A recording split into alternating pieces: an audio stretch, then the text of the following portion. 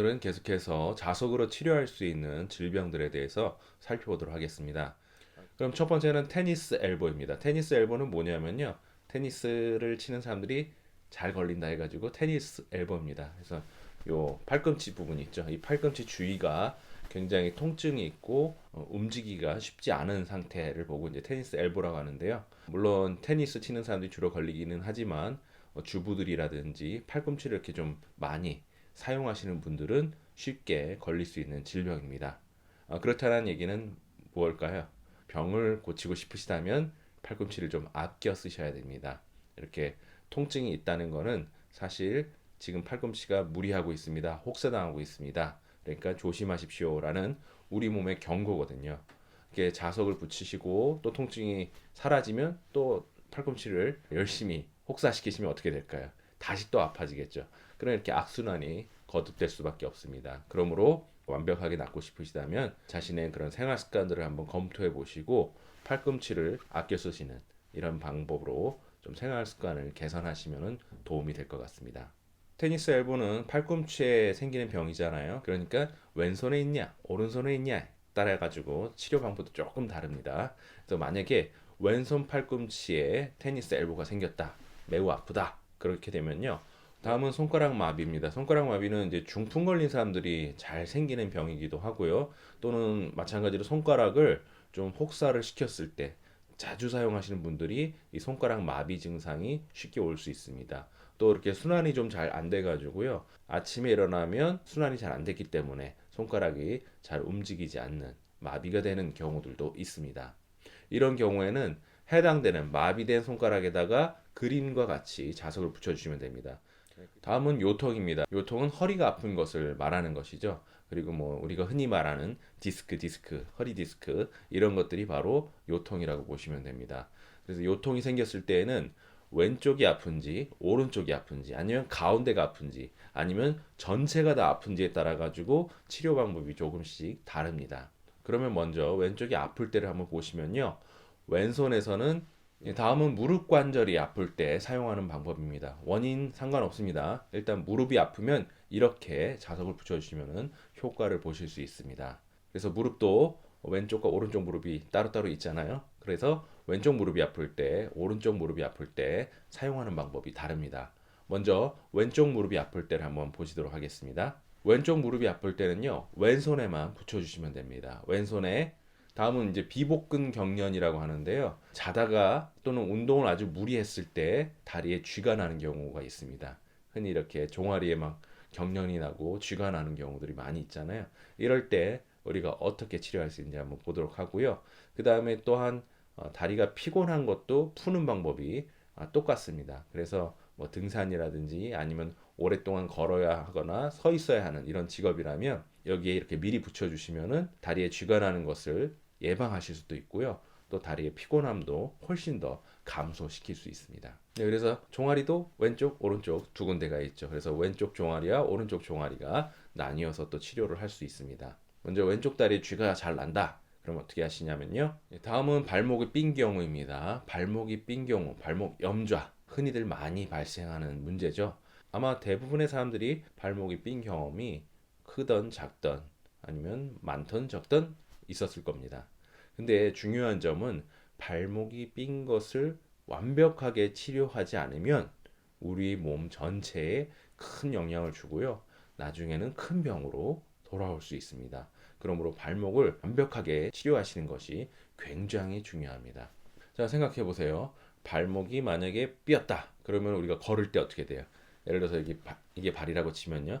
평상시에 이렇게 잘 걷다가 발목이 삐면 어떻게 돼요? 한쪽으로만 쿵, 쿵, 쿵 하면서 이렇게 쩔뚝쩔뚝 걷게 되죠.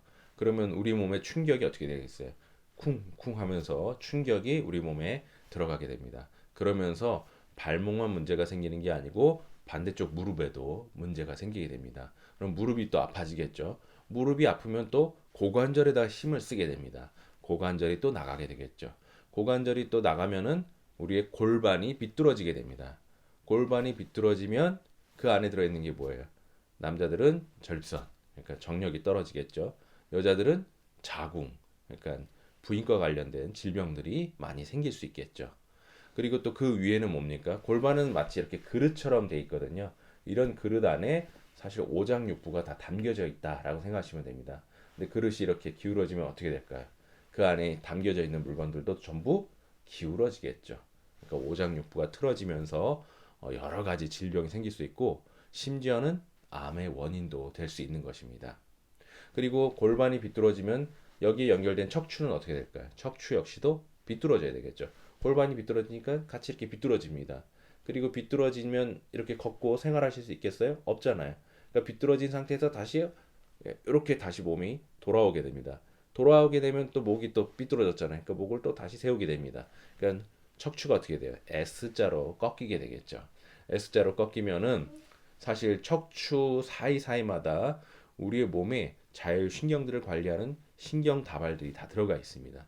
이 신경들이 어떻게 될까요? 눌리게 되겠죠. 눌리게 되면 통증도 생길 수 있고 또 우리 몸의 신진대사도 불안정하거나 아니면 잘못 돌아갈 수도 있습니다. 이렇게 되면 여러 가지 이름 모를 병들이 생길 수 있는 거죠. 그러니까 평상시에 발목 관리를 잘 해주시는 것이 아주 중요합니다. 자, 그러면 내 발목이 정상인지 아닌지 어떻게 알 수 있을까요? 먼저 신발 바닥을 보시면 좀 아실 수 있습니다. 오랫동안 신은 신발 바닥을 봤는데 균등하게 신발 깔창이 갈려 있다면 큰 문제 없습니다. 근데 어느 한쪽만 좀 이렇게 심하게 갈려 있다면 발목이 이렇게 비뚤어져 가지고 체중이 한쪽으로만 실리니까 그래서 신발 바닥이 이렇게 불균형하게 깎이게 된 겁니다.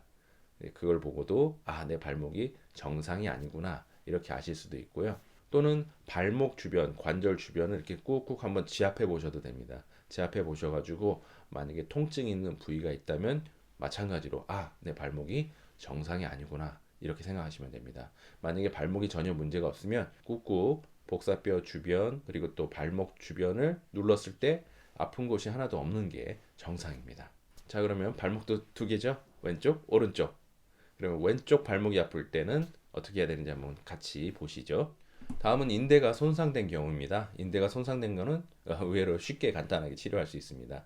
이제 여러 부위가 다 관절 부위들이 인대가 손상될 수 있습니다. 우리가 무리한 운동을 한다든지 아니면 무리한 어떤 일을 한다든지 이렇게 했을 때 인대가 손상될 수 있거든요. 그랬을 때는 다음은 족저근막염입니다. 족저근막염은 발바닥이 좀 아픈 거거든요. 그래서 걸어 다닐 때 발바닥이 심하게 아프고 또 자고 일어나서 땅에 발을 디딜 때도 굉장히 심한 통증이 느껴질 수가 있습니다. 너무 아파가지고 어떤 분들은 운동화나 신발을 이렇게 잘라가지고 통증 있는 부위가 땅에 닿지 않게 만든 그러한 신발들을 사용하시는 경우들도 있습니다. 그리고 이 족저근막염 자체가 사실 어느 날 갑자기 생긴 게 아니고요. 천천히 오랫동안 쌓인 문제가 드러나게 된 겁니다. 그러다 보니까 통증이 생기기 시작했을 때는요. 다시 그걸 회복하는 것도 굉장히 어렵고 오래 걸리게 됩니다. 그리고 현대의학에서는 족저근막염 하면 그 발바닥에만 주로 이렇게 신경을 쓰거든요. 발바닥 쪽만 보고 발바닥만 치료를 하기 때문에 잘 치료가 되지 않습니다. 또 심한 경우에는 수술로서 치료도 하게 되는데요. 역시나 쉽게 재발하는 경우들이 많이 있습니다. 그러면 족저근막염이 생기는 원인은 뭘까요? 먼저 발바닥에서부터 이렇게 종아리 뒷면까지 해가지고 연결되는 이 부위가 방광경이 지나가는 길입니다. 그러므로 방광경에 어떤 문제가 생겼을 때는 이 족저근막염이 쉽게 생길 수 있습니다. 그 얘기는 또 다시 바꿔 말하면 뭘까요? 쉽게 말하자면 우리의 방광에 또 문제가 생겼을 때 이런 문제가 잘 생기고요. 또 방광은 신장하고 연결이 되어 있습니다. 그러니까 신장에 문제가 있을 때도 족저근막염이 잘 생기게 됩니다. 또한 이 신장은 심장하고도 연결되어 있고요. 또 종아리 쪽도 마찬가지입니다. 심장하고 연결되어 있는 혈자리들이 많이 있습니다. 그러다 보니까 심장에 무리가 갔을 때도 마찬가지로 족저근막염이 생길 수 있습니다. 다만 심장에 문제가 갔을 때는 대부분 발바닥의 앞면 쪽이죠. 그러니까 발가락 근처 그 부위에 통증이 있는 경우들이 많고요. 신장, 콩팥에 문제가 있을 때는 발뒤꿈치 뒤쪽에 통증이 있는 경우가 많이 있습니다. 그럼 치료 방법은 어떻게 하냐? 일단 공통적으로 이렇게 꾹꾹 눌러보시고 다음은 통풍입니다. 통풍은 정말 아픈 통증 중에 하나입니다. 마치 거기를 누군가가 송곳이나 아니면 칼로 찌르는 듯한 느낌이기도 하고요. 또는 깨진 유리를 밟는 느낌이기도 합니다. 정말 아프기 때문에 걷기도 힘들 정도죠. 그래서 통풍은 공통적으로 자 이렇게 하는 이유는요. 사실 통풍이라고 하면요. 혈액 안에 요산이 많아서 생기는 병으로 알고 계시는데요. 근데 재밌는 게 그러면은 모든 관절에 다 이렇게 통풍이 생겨야 될 텐데 꼭 이렇게 발가락 쪽으로 생기게 됩니다. 그 이유가 무엇일까요? 특히 발가락에서도 이 엄지 근처에 있는 발몸뼈에서 생기게 되는데요. 그 이유가 바로 우리 무릎하고 연결이 됐기 때문에 그렇습니다. 요산도 높지만 우리 무릎의 상태가 별로 좋지 않을 경우에는 이렇게 통풍이 생기게 됩니다. 그래서 무릎도 함께 치료하기 위해서 다음은 퇴행성 관절염입니다. 퇴행성이라는 말에서 우리가 또 이해할 수 있겠죠. 그러니까 아주 많이 써서 또는 나이가 많이 들어서 이 관절이 문제가 생기고 염증이 생기게 되는 것입니다. 그런데 가만히 살펴보시면요. 연세 많이 드신 분들, 또 같이 똑같은 일을 하는 사람들도 이런 관절염에 걸리지 않고 잘 살고 있는 사람도 있습니다. 그렇죠? 근데 왜 나만 이럴 거예요? 왜 저 사람만 이렇게 관절염에 고생하고 있을까요? 자세가 나쁘고 또 생활 습관이 나쁘기 때문에 다른 사람에 비해서 관절이 약해지고 쉽게 마찰이 일어나고 염증이 생기게 되는 것입니다. 그러니까 자신의 이러한 습관들을 살펴보시고 잘못된 습관, 잘못된 자세는 교정해 주시려고 노력하는 것이 또 퇴행성 관절염을 고치는 한 가지 방법입니다. 이렇게 치료만 하시고 그런 습관을 고치지 않고 자세도 고치지 않는다면 어떻게 될까요? 영원히 고칠 수 없습니다. 그러니까 반드시 환자가 먼저 자신의 자세와 생활 습관을 고쳐 주셔야 됩니다. 그러면서 퇴행성 관절염이 생긴 관절 부위에 다음은 류마티스 관절염입니다. 류마티스 관절염, 아까쯤은 퇴행성 관절염. 무슨 차이일까요? 예, 사실은 관절이 아프다는 것, 관절이 염증이 생겼다는 것은 비슷한데요. 류마티스는 자가 면역 질환입니다. 그 얘기는 뭐냐면 내 면역 세포들이 내 관절을 공격하고 있는 겁니다. 조금 원인이 다르죠. 그러면 왜 우리 몸이 우리 자신을 공격할까요? 예, 한 가지 이유는 굶었기 때문에 그렇습니다. 나 밥 잘 먹었는데 굶었다니 그게 무슨 소리죠? 식사를 잘 하셨을 수도 있습니다. 하지만 식사 후에 소화 흡수가 잘 되지 않을 경우에 우리 몸은 사실은 먹긴 먹었지만 굶은 거나 다름없습니다. 이렇게 굶게 되면은 면역 세포들은 사실 일반 세포와 다르게 더 많은 일을 하고 또 더 덩치도 크고 에너지도 영양분도 더 많이 필요로 하는 세포들입니다. 그런데 이런 것들이 제대로 공급되지 않으면 성질이 나겠죠. 성질이 나면은 괜히 주변에 있는 것들을 다 때려 부시게 됩니다. 그 중에서도 관절에는 혈액이 별로 많지 않기 때문에 특히 취약한 곳 중에 하나입니다. 또 잘 꺾이는 부위잖아요. 그러니까 순환도 잘 안 되는 부위라서 이런 부위를 면역세포들이 공격하기 시작하는 겁니다.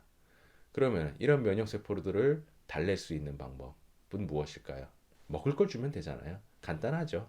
그래서 먹을 걸 주는 방법은 바로 소화 불량을 치료하는 것입니다. 그래서 우리가 먹은 것이 정상적으로 소화되고 흡수되었을 때 류마티스 관절염도 치료가 가능한 것입니다. 또한 이 병에 걸리신 분들은요, 잘 관찰해 보면 편식을 되게 심하게 하시는 분들입니다. 편식 굉장히 안 좋습니다. 우리 몸에서는 반드시 모든 영양분을 필요로 하고 있습니다. 그러니까 잠깐 내가 이러한 음식을 안 먹는다. 큰 영향을 미치지 않지만 오랜 기간 동안 편식을 하고 어떤 음식들을 피하게 된다면 일부 영양소가 또 일부 에너지가 완전히 없어지게 됩니다. 이렇게 되면은 우리 몸에 정말 안 좋게 되겠죠. 영양과 에너지가 불균형을 이루고 부족하게 되면은 아까 말씀드린 것처럼 면역 세포들이 화가 나겠죠. 예, 그걸 방지하기 위해서 만약에 편식이 있다면 편식을 고치는 것도 굉장히 중요합니다. 그리고 공통적으로 다음은 고혈압입니다. 고혈압은 사실 원인이 되게 많은데요. 지금 여기에 나오는 치료 방법은 우리의 척추와 관련한 문제로 고혈압이 생겼을 때 치료하는 방법입니다. 척추가 휘어졌다든지 아니면 척추 주변에 어떤 압박을 받아가지고 신경이나 혈관들이 순환이 제대로 되지 않았을 때 혈압이 올라가는 현상입니다. 이것을 자석으로 척추 전체를 교정을 해주고 척추 전체의 순환을 도와줄 때 혈압도 천천히 정상적으로 돌아올 수 있는 것입니다. 그리고 사실 혈압이 높다는 것은 병이라고 보기보다는 증상이라고 보는 것이 맞습니다. 다른 곳에 어떤 병이 있기 때문에 그 병 때문에 발생한 증상일 뿐입니다. 그러니까 혈압약을 먹는다고 될까요? 안 될까요? 안 되죠. 왜냐하면 증상, 즉 겉으로 드러난 것만 치료해봤자 속에 들어있는 근본 원인을 치료하지 않으면 왜 여기 때우면 또 저기서 터지게 되고 저기 때우면 또 저쪽에서 터지게 되고 결국에는 큰 문제로 변해서 쓰나미처럼 몰려오기 때문입니다. 그러므로 혈압이 있다면 왜 내가 혈압이 올라가는지 주의 깊이 살펴보시고 진단해 보시고 거기에 맞춰서 치료하는 게 필요합니다. 어쨌든 지금 배우시는 거는 척추에 문제가 있어서 혈압이 올라간 경우입니다. 그럴 때는 샘플 강의는 여기까지입니다. 약 200편 정도의 인강으로 진행되는 치료자 과정에 관심 있으신 분은 언제든지 아래쪽에 있는 카톡으로 문의해 주시기 바랍니다. 감사합니다.